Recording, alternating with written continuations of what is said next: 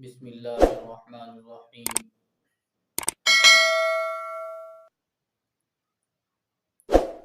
بسم اللہ شروع کرتا ہوں اللہ کے نام سے جو سب پر مہربان بہت مہربان ہے۔ بسم اللہ الرحمن الرحیم، یہ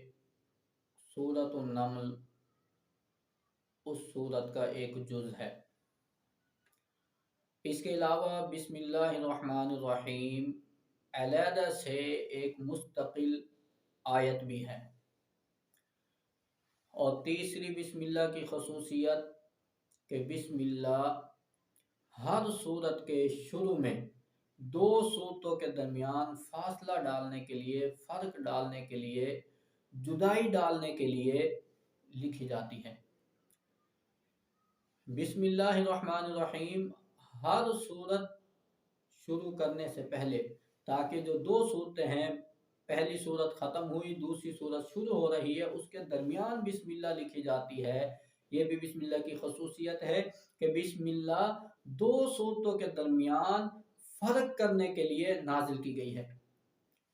سورۃ النمل کا علیحدہ سے یہ جز ہے، اور پھر ایک مستقل ایک آیت ہے بسم اللہ الرحمن الرحیم، اور تیسری بسم اللہ کی خصوصیت کہ بسم اللہ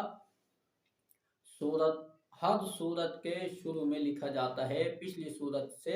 امتیاز کے لیے، پچھلی سورت سے، تاکہ فرق ہو جائے، پتہ چل جائے کہ پہلی سورت ختم ہو گئی، اب دوسری سورت شروع ہو رہی ہے۔ محترم سامعین، بسم اللہ الرحمن الرحیم ایسی آیت ہے، یہ ایسے ایک جملہ ہے جو اللہ رب العزت نے ہمیں عطا کیا ہے کہ پہلی جو آسمانی کتابیں تھی ان میں بھی کوئی بھی کام تھا، کوئی صورت کوئی بات شروع ہوتی تھی تو اللہ کا نام لیا جاتا تھا، لیکن علماء فرماتے ہیں کہ بسم اللہ الرحمن الرحیم ان الفاظ کے ساتھ یہ اس امت کی خصوصیت ہے کہ اس امت کو اللہ رب العزت نے یہ الفاظ عطا کیے ہیں، اس امت کو اللہ رب العزت نے یہ الفاظ عطا کیے ہیں۔ بسم اللہ الرحمن الرحیم کہ جیسے قرآن انسان شروع کرتا ہے بسم اللہ الرحمن الرحیم پڑھتا ہے، ایسے ہی ہر کام شروع کرنے سے پہلے حکم ہے کہ بسم اللہ الرحمن الرحیم پڑھیں۔ حدیث پاک میں آتا ہے کہ جو شخص بسم اللہ پڑھے بغیر کوئی کام شروع کرتا ہے، کوئی کام شروع کرے اور بسم اللہ الرحمن الرحیم نہ پڑھے تو اس کے کام میں برکت نہیں ہوتی، وہ بے برکت ہی رہتا ہے، بے برکت ہوتا ہے، اس میں برکت نہیں ہوتی۔ تو بسم اللہ الرحمن الرحیم یہاں تک حکم ہے کہ جب تم گھر میں داخل ہو بسم اللہ پڑھو، گھر کا دروازہ بند کرو بسم اللہ پڑھو، جب اپنا چراغ گل کرو بسم اللہ پڑھو، جب بستر پر لیٹو بسم اللہ پڑھو، برتن رکھو بسم اللہ پڑھو، برتن کو ڈھکو تو پھر بسم اللہ پڑھو، ہر کام کے شروع میں بسم اللہ الرحمن الرحیم پڑھو۔ ہر کام کے شروع میں بسم اللہ کا حکم دیا گیا ہے، چاہے دینی کام کوئی ہو چاہے دنیاوی کام ہو، تو بسم اللہ الرحمن الرحیم پڑھنے کا حکم ہے۔ اللہ اکبر کبیرہ، کہ اس میں دوستو اگر ہم غور کریں تو ہمیں 24 گھنٹے کی جو ہماری زندگی ہے، چھوٹے سے کام سے لے کے بڑے کام تک، ہر کام، کیونکہ شروع تو کرنا ہے، چھوٹا کام وہ بھی ہم نے کرنا ہے، بڑا کام ہو تو وہ بھی ہم نے کرنا ہے، تو لیکن 24 گھنٹے کی زندگی میں ہمیں ہر کام ہر لمحے ہمیں اللہ رب العزت کی طرف توجہ دلائی جاتی ہے، اللہ رب العزت کی طرف توجہ دلائی جاتی ہے۔ چھوٹا سا کام شروع کر بسم اللہ الرحمن الرحیم، یعنی اللہ دیکھ رہا ہے، اللہ دیکھ رہا ہے۔ بڑا کام ہو بسم اللہ، اللہ کی طرف دھیان ہو۔ دینی کام ہو بسم اللہ الرحمن، قرآن پڑھنے لگے بسم اللہ الرحمن الرحیم، ذکر کرنے لگے بسم اللہ الرحمن الرحیم، گھر کا دروازہ بند کرنے بسم اللہ الرحمن الرحیم۔ دنیاوی کام ہو، کپڑے سینے لگے، مشین چلانے لگے بسم اللہ الرحمن الرحیم، سواری پر سوار ہونے لگے بسم اللہ الرحمن الرحیم، دکان کھولنے لگے بسم اللہ الرحمن الرحیم، کوئی چیز دینے لگے بسم اللہ الرحمن الرحیم۔ دینی کام ہو بسم اللہ الرحمن الرحیم، دنیاوی کام ہو بسم اللہ الرحمن الرحیم۔ ہر موقع پہ 24 گھنٹے کی زندگی میں مسلمان کو اللہ رب العزت نے اپنی طرف متوجہ کیا ہے۔ محترم دوستو، کافر اور مسلمان میں یہی تو ایک فرق ہے، کھاتا کافر بھی ہے کھاتا مومن بھی ہے مسلمان بھی ہے، لیکن فرق ہے، کافر کے پاس کھانا آیا وہ کھا گیا، مومن کے پاس کھانا آیا اس نے لقمہ توڑا، بسم اللہ پڑھی اور لقمہ توڑا، اللہ اللہ اللہ کا نام لیا، اس نے اس بات کا اقرار کیا کہ یہ لقمہ جو میں کھا رہا ہوں اس میں میری کوئی طاقت نہیں ہے، میرا کوئی کمال نہیں ہے، اس میں میرا کوئی کردار نہیں ہے، حقیقت میں یہ جو لقمہ میرے پاس آیا ہے اس کے پیچھے ایک بہت لمبی محنت ہے، بہت زیادہ محنت ہے، ایک طویل عرصہ ہے اس ایک لقمے کے پیچھے، اس کا بیج کس نے ڈالا تھا، پھر یہ فصل ہوئی، اس کو پانی کس نے لگایا، پھر یہ فصل بڑی ہوئی، کس نے اس کو کاٹا، کس نے اس کو صاف کیا، کہاں یہ چکی میں گئی پیسی، ایک لمبا عرصہ ہے، لمبا وقت ہے، کتنے لوگ اس میں شامل ہوئے، آٹا گھر آیا، پھر روٹی بنی اور میرے سامنے یہ ایسے پک کر آ گیا، پک کر آیا اور میں اب اس کو کھا رہا ہوں، تو وہ کہتا بسم اللہ الرحمن الرحیم، اللہ تیرا احسان ہے، تیرا شکر ہے، ورنہ میں اس لائق نہیں تھا، میرا کوئی کمال نہیں ہے، میں نہیں کھا سکتا تھا۔ مومن اور کافر میں یہ بسم اللہ الرحمن الرحیم فرق ڈال دیتی ہے، بسم اللہ فرق ڈال دیتی ہے کافر اور مومن کے درمیان۔ مومن کی زندگی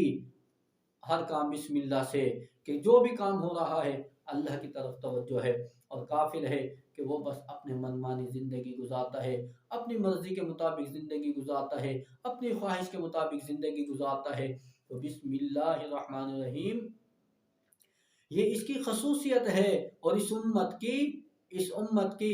خصوصیت ہے، اس امت کے لیے یہ خصوصی تحفہ ہے، خصوصی تحفہ ہے کہ انسان ہر وقت اپنے پروردگار کو یاد رکھے، کیونکہ ہر وقت اللہ کا انعام ہو رہا ہے، اللہ کا احسان ہو رہا ہے، اللہ رب العزت کا کتنا احسان، کتنی مہربانیاں ہم پر ہر وقت برستی ہیں، ہر وقت نازل ہوتی ہیں، تو انسان کوئی کام شروع کرتا ہے تو بسم اللہ پڑھتا ہے، اللہ کا شکر ادا کرتا ہے، اور پھر صرف شکر نہیں ہے بلکہ اپنے کام کو بابرکت بنا لیتا ہے، اپنے کام کو